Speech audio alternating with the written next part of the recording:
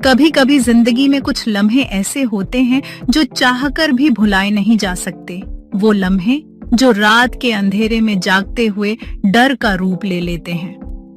मेरे लिए वो लम्हा तब शुरू हुआ जब मैंने अपने ही घर में किसी की नजरों में वो साया देख लिया जो सिर्फ बाहर की दुनिया में मिलने की उम्मीद होती है। मैं सबा हूँ, लेकिन मेरी कहानी बिल्कुल आम नहीं है। ये कहानी उस दिन की नहीं है जब सब कुछ बदल गया, बल्कि उन छोटे छोटे इशारों की है जिन्हें मैंने नजरअंदाज किया। और शायद यही मेरी सबसे बड़ी गलती थी। उस रोज घर में सिर्फ मैं थी और मेरा भाई। माँ बाबा गांव गए थे और हमें शहर में अकेला छोड़ गए थे। शाम ढल रही थी, मैं रसोई में थी और भाई ड्राइंग रूम में टीवी देख रहा था। मैंने यूं ही नजर घुमाई तो उसकी आंखें टीवी पर नहीं, मुझ पर थीं। वो नजर जिसमें कोई अपनेपन की मासूमियत नहीं थी, वो नजर जिसने मेरी रूह तक को सिहरन में डाल दिया। मैंने नजरें झुका ली और जल्दी से किचन का काम खत्म किया। लेकिन उस दिन से मुझे लगा जैसे घर के हर कोने में उसकी नजरें मेरा पीछा कर रही हों। उसकी बातें भी बदलने लगीं, कभी डबल मीनिंग में, कभी मजाक के नाम पर। मैं समझती थी लेकिन चुप रहती थी, क्योंकि ये मेरा अपना भाई था और इस सच को मानना ही मेरे लिए मुश्किल था। एक दिन मैंने तय कर लिया कि मैं उससे दूरी बना लूंगी। कमरे का दरवाजा बंद रखना, ज्यादा बातचीत न करना, और वक्त के साथ मैंने खुद को संभाल लिया। लेकिन किस्मत शायद मुझे एक और इम्तिहान के लिए तैयार कर रही थी। वो दिन किसी आम दिन की तरह शुरू हुआ था। माँ बाबा फिर बाहर गए थे, भाई सुबह सुबह कहीं निकल गया था। घर में सिर्फ मैं थी और मेरी ये तन्हाई। दोपहर के करीब दरवाजे पर दस्तक हुई। मैंने खोला तो सामने वही था, भाई का दोस्त आदिल। भाई घर पर है? उसने मुस्कुराते हुए पूछा। नहीं, वो बाहर गया है, मैंने जवाब दिया। आदिल ने बिना बुलाए अंदर कदम रख दिया। कोई बात नहीं, मैं बैठ जाता हूँ, वैसे भी तुम्हें देखे जमाना हो गया। उसकी आवाज में कुछ अजीब सा खिंचाव था। मैंने कॉफी ऑफर की ताकि माहौल हल्का रहे, लेकिन जैसे जैसे वक्त बीत रहा था, ये उसकी बातें बदल रही थीं। पहले स्कूल कॉलेज की पुरानी यादें, फिर तारीफें, और फिर कुछ ऐसे जुमले जिनमें वही डबल मीनिंग थी जो मुझे अपने भाई की बातों में सुनाई देती थी। मैंने कोशिश की बात बदलने की, लेकिन वो और करीब बैठ गया। मेरा दिल तेजी से धड़कने लगा। मैं उठकर जाने लगी तो उसने हाथ से मेरा रास्ता रोक लिया। सबा, डर क्यों रही हो? मैं तो बस बात करना चाहता हूँ। उसके चेहरे पर वो मुस्कान थी जो मुझे असहज कर रही थी। उसकी आंखों में वो लम्हा था जिसमें खामोशी भी चीख रही थी। और ठीक उसी पल दरवाजा जोर से खुला। भाई अंदर आया। उसकी आंखों में गुस्सा, हैरानी और कुछ और था जिसे मैं उस वक्त पढ़ नहीं पाई। भाई के अचानक आने से आदिल ने तुरंत हाथ पीछे खींच लिया और सीधा होकर बैठ गया। मैंने राहत की एक लंबी सांस ली, लेकिन मेरे दिल की धड़कन अब भी बहुत तेज थी। भाई ने कमरे में चारों तरफ नजर दौड़ाई। उसकी नजरों का ठहराव एक पल के लिए मुझ पर और फिर आदिल पर हुआ। क्या हो रहा है?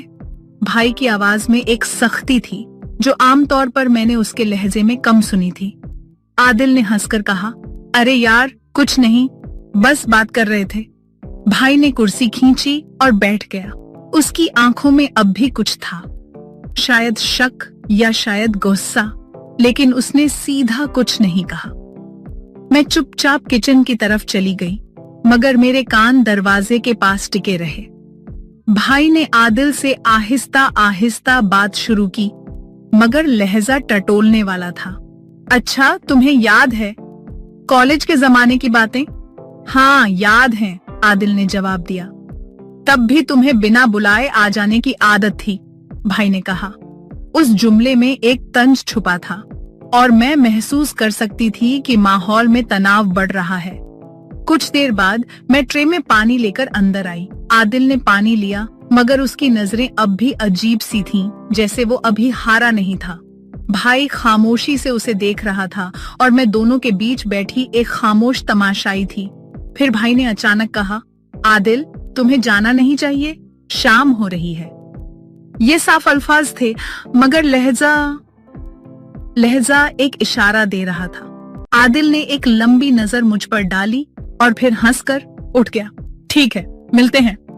दरवाजा बंद होते ही भाई मेरी तरफ मुड़ा। सच बताओ, वो यहाँ क्या कर रहा था? मैंने नजरें झुका ली। भाई, वो बस पूछने आया था आप कहाँ हैं। भाई कुछ देर खामोश रहा, फिर बोला, सबा, कुछ लोग दोस्त के नाम पर घर आते हैं, लेकिन नीयत कहीं और की होती है।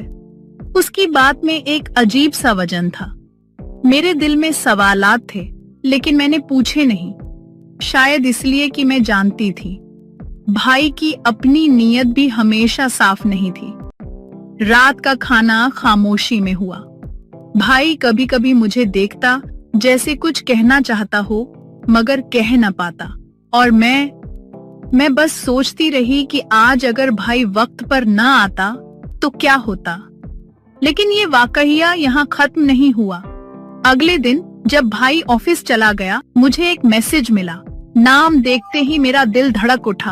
आदिल, उसने लिखा, कल की बात किसी को न बताना, वरना तुम्हारे लिए अच्छा नहीं होगा। मेरी उंगलियां मोबाइल पर जम गईं। उस धमकी में एक अजीब सा राज छुपा था। आदिल का मैसेज पढ़कर मेरे हाथ कांप गए। कमरे में सन्नाटा था, मगर मुझे ऐसा लग रहा था जैसे दीवारें भी मेरी धड़कनों को सुन रही हों। मैंने स्क्रीन को फिर से देखा। वो अल्फाज सीधा मेरे दिल में उतर गए थे। कल की बात किसी को न बताना, वरना तुम्हारे लिए अच्छा नहीं हो। मेरे मन में कई सवाल उठ रहे थे। वो मुझे धमकी क्यों दे रहा है? क्या उसके पास ऐसा कुछ है जिसे वो मेरे खिलाफ इस्तेमाल कर सकता है, या फिर वो सिर्फ मुझे डराने की कोशिश कर रहा है?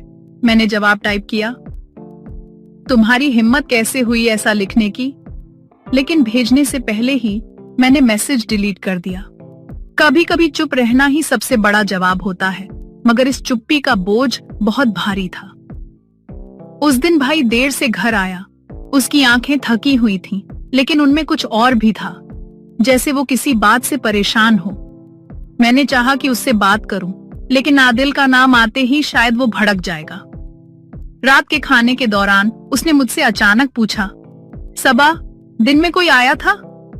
मेरा दिल जोर से धड़का, लेकिन मैंने संभलते हुए कहा, नहीं, क्यों? भाई ने बस हल्के से सर हिलाया। ऐसे ही अक्सर कई कहानियां छुपाता है, और मुझे यकीन था कि भाई को कुछ शक जरूर है। अगले 2 दिन तक आदिल का कोई मैसेज नहीं आया। मैंने राहत की सांस ली, मगर ये राहत ज्यादा देर टिकने वाली नहीं थी। तीसरे दिन सुबह सुबह मेरे दरवाजे के नीचे से एक लिफाफा अंदर सरकाया गया। मैंने लिफाफा उठाया। उस पर कोई नाम नहीं था। अंदर एक कागज था जिस पर सिर्फ एक लाइन लिखी थी, सच छुपाने की कीमत हमेशा ज्यादा होती है। मेरे हाथ ठंडे पड़ गए। क्या ये आदिल ने भेजा है, या कोई और भी इस खेल में शामिल है? दिन भर मैं बेचैनी में रही। शाम को भाई आया तो मैंने तय किया कि कुछ भी हो मैं उसे बता दूंगी। लेकिन जैसे ही मैंने मुंह खोला, उसका फोन बजा। स्क्रीन पर नाम था आदिल। भाई का चेहरा देखते ही मेरा दिल बैठ गया। उसने कॉल रिसीव की और कमरे से बाहर चला गया। मैं दरवाजे के पास खड़ी होकर सुनने की कोशिश करने लगी। भाई की आवाज धीमी थी, मगर मैं कुछ शब्द पकड़ पाई। ये बात घर पर मत करो, मौका आने पर मैं सब समझा दूंगा। मेरे पैर जैसे जमीन में धंस गए। भाई और आदिल, क्या दोनों के बीच पहले से कोई राज है? क्या ये सिर्फ मेरी सोच से ज्यादा गहरा मामला है? रात को मैं सो नहीं पाई। खिड़की से बाहर देखते हुए मुझे लगा जैसे कोई मुझे घूर रहा हो। मैंने पर्दा हटाकर देखा। गली के कोने में एक साया खड़ा था और मुझे घूर रहा था। मैंने लाइट ऑफ की और पर्दे बंद कर दिए। दिल में डर और दिमाग में सवाल, और मुझे यकीन था ये कहानी अब खत्म नहीं होने वाली। उस रात मेरी आंख लगते लगते सुबह हो गई। खिड़की से आती हल्की धूप मेरे चेहरे पर पड़ी, लेकिन नींद की जगह मेरे दिल में एक बेचैनी थी। मैंने सोचा, आज चाहे जो हो, मैं भाई से बात करूंगी। नाश्ते के वक्त भाई हमेशा की तरह चुप था। उसकी आंखें अखबार पर थीं, लेकिन मुझे लग रहा था कि वो सोच कहीं और रहा है। मैंने धीरे से कहा, भाई, कल रात गली में कोई खड़ा था, मुझे देख रहा था। उसने अखबार नीचे रखा मेरी तरफ देखा और बोला, तुम्हें लगता है या सच में? भाई, मैंने अपनी आंखों से देखा, मैंने जवाब दिया। वो कुछ पल खामोश रहा, फिर अचानक उठकर कमरे में चला गया। कुछ देर बाद वो वापस आया, हाथ में अपना फोन था। उसने मुझे स्क्रीन दिखाई। एक फोटो थी गली के उसी कोने की, लेकिन उसमें कोई साया नहीं थी। मरे देखो, वहाँ कोई नहीं है। मैं हैरान रह गई। क्या ये मेरी आंखों का धोखा था या फिर भाई ने पहले ही उस साये को हटा दिया था? दोपहर में जब भाई काम पर चला गया, मुझे फिर वही नाम स्क्रीन पर चमकता नजर आया, आदिल। मैंने कॉल रिसीव करने में कुछ सेकंड लगाए, लेकिन फिर किया। उसकी आवाज धीमी और रहस्यमयी थी। सबा, तुम सोच भी नहीं सकती कि तुम्हारे अपने ही तुम्हारे साथ क्या खेल खेल रहे हैं। मैंने गुस्से में कहा, तुम ये बातें क्यों कर रहे हो? साफ साफ बोलो। आदिल हंसा। अगर मैंने सब अभी बता दिया तो मजा खत्म हो जाएगा। बस इतना समझ लो, तुम्हारा भाई वैसा नहीं है जैसा तुम सोचती हो। मेरे हाथ कांपने लगे। और तुम क्या चाहते हो? मैंने पूछा। उसने सिर्फ इतना कहा, सिर्फ तुम्हारा यकीन, लेकिन उसके बदले मुझे तुम्हें कुछ दिखाना होगा। शाम को भाई जल्दी घर आ गया। उसके कपड़ों पर मिट्टी के दाग थे और उसकी आंखों में एक अजीब सी थकान थी। मैंने पूछा, कहाँ थे आप? वो बस मुस्कुरा दिया। बस पुराने दोस्त से मिलने गया था। रात के खाने के बाद उसने मुझसे कहा, सबा, अगर कोई तुमसे मेरे बारे में पूछे तो कुछ मत कहना। ये अल्फाज मेरे दिल में हथौड़े की तरह गिरे। मैंने पूछा, क्यों? वो बोला, क्योंकि सच हमेशा सबको नहीं बताया जाता। उस रात मुझे फिर वो साया नजर आया, लेकिन इस बार वो अकेला नहीं था। उसके साथ कोई और भी था और दोनों मेरे घर की तरफ बढ़ रहे थे। वो साये जैसे जैसे घर के करीब आते गए, मेरी सांसें तेज होती गईं। मैंने पर्दे की दरार से झांक कर देखा। एक तो वही साया था जिसे मैंने पहले गली में देखा था, और दूसरा आदिल। मेरे दिल की धड़कन कानों में गूंज रही थी। आदिल ने इधर उधर देखा, फिर जैसे किसी इशारे पर रुक गया। दूसरा आदमी सीधा गेट की तरफ बढ़ा और धीरे से गेट पर हाथ रखा, जैसे ताला खोलने की कोशिश कर रहा हो।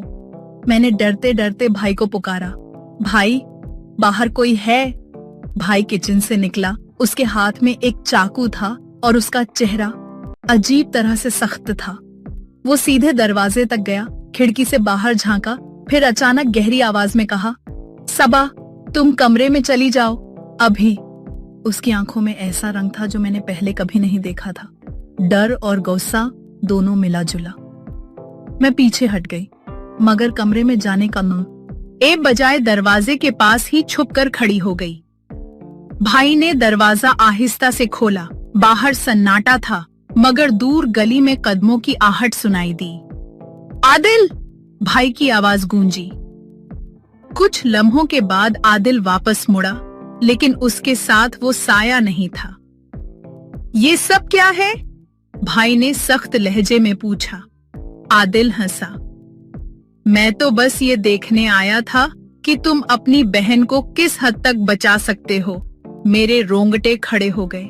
ये किस तरह की बात थी? भाई ने एक कदम आगे बढ़ाया।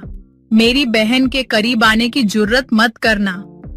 आदिल ने सर झुकाकर कुछ आहिस्ता कहा, इतना आहिस्ता कि मैं पूरी बात नहीं सुन सकी। बस आखिरी लफ्ज मेरे कानों में गूंजा। रात को भाई ने मुझसे कोई बात नहीं की, मगर सोने से पहले उसने मेरे कमरे के दरवाजे के बाहर से बस एक जुमला कहा, सबा, कुछ लोग अपनी शक्ल से पहचाने नहीं जाते। मेरे दिल में सवालों का तूफान था। क्या भाई आदिल को पहले से जानता है? वो साया कौन था? और मेरा नाम इस खेल में क्यों शामिल है? अगली सुबह जब मैं उठी, घर का मेन गेट खुला था।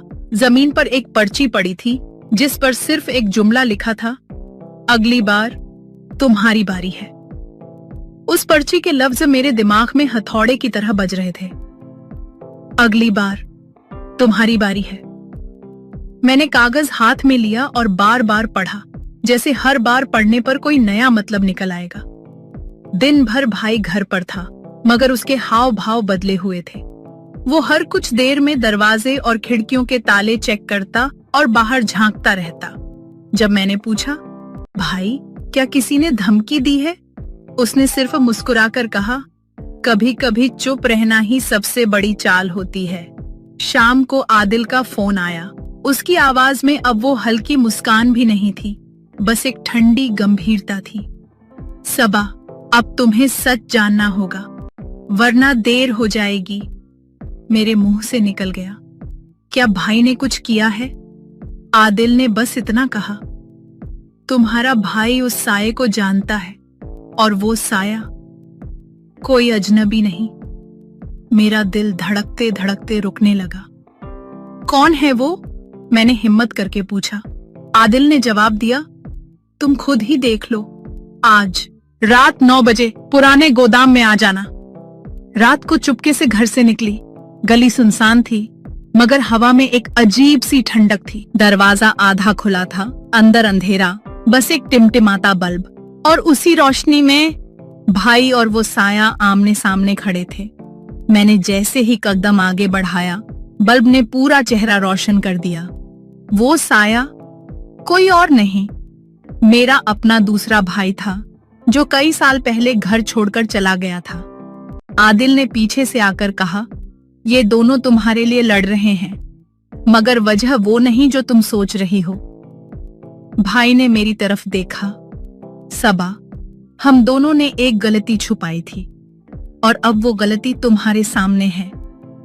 दूसरे भाई ने धीमे से कहा, वो रात जब पापा का हादसा हुआ, वो हादसा नहीं था। मेरी सांस थम गई। मतलब? भाई ने आंखें झुका दी। हमारे बीच का ये राज ही वो वजह है जिससे कोई तुम्हें निशाना बना रहा है। उस पल मुझे समझ आया, ये पूरा खेल मेरा नहीं था, बल्कि मैं उस कहानी का सबसे खतरनाक राज सुनने वाली आखिरी गवाह थी। और पर्दा गिरने से पहले रोशनी बुझ गई।